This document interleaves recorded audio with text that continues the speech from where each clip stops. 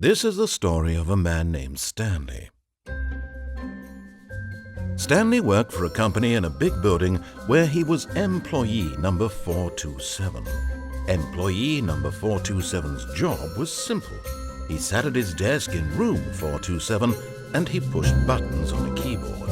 Orders came to him through a monitor on his desk, telling him what buttons to push, how long to push them, and in what order. This is what employee 427 did every day of every month of every year. And although others might have considered it soul-rending, Stanley relished every moment that the orders came in, as though he had been made exactly for this job. And Stanley was happy. And then one day, something very peculiar happened. Something that would forever change Stanley. Something he would never quite forget. He had been at his desk for nearly an hour when he realized that not one single order had arrived on the monitor for him to follow. No one had showed up to give him instructions, call a meeting, or even say hi.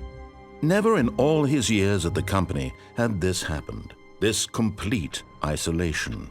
Something was very clearly wrong. Shocked, frozen solid, Stanley found himself unable to move for the longest time. But as he came to his wits and regained his senses, he got up from his desk and stepped out of his office.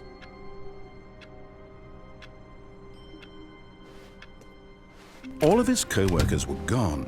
What could it mean? Stanley decided to go to the meeting room. Perhaps he had simply missed a memo.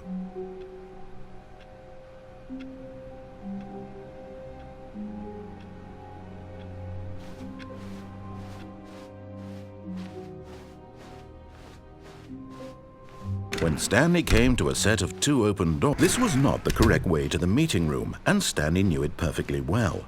Perhaps he wanted to stop by the employee lounge first, just to admire it. Wow, yes, this room. But eager to get back to business, Stanley took the first open door on his left. Stanley was so bad at following directions, it's incredible he wasn't fired years ago.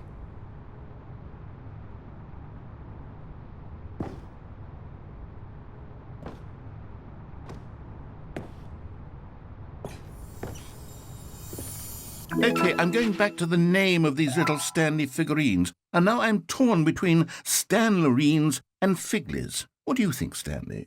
What name better encapsulates the intrinsic sense of happiness that you get from seeing a small number in the corner of your screen go up by 1? Let me sit on it. I'm sure it will come to me.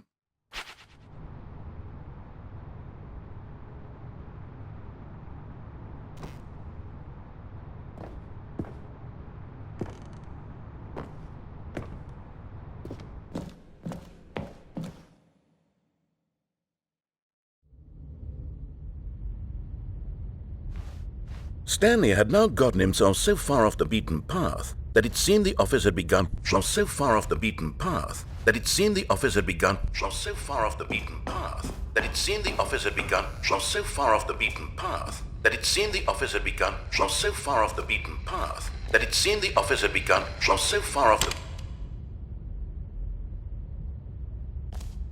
You didn't think I was actually just a recording, did you? What a silly and trite explanation that would be. All the back and forth between you and me, all the absurd adventures we've been through, and it all turns out I'm just a tape recording?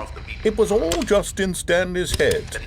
I bet that's the kind of twist you think is revelatory. I bet each and every time you watch a movie where it turns out all to be in the main character's imagination, you must absolutely bolt off the couch in pure shock at the phenomenal and intricate storytelling. It must be so simple to be you. Life being an unending waterfall of surprises and delights. How much more exciting you must find the world than the rest of us do. Now I've become sad. Look what you've done to me. This is all your fault.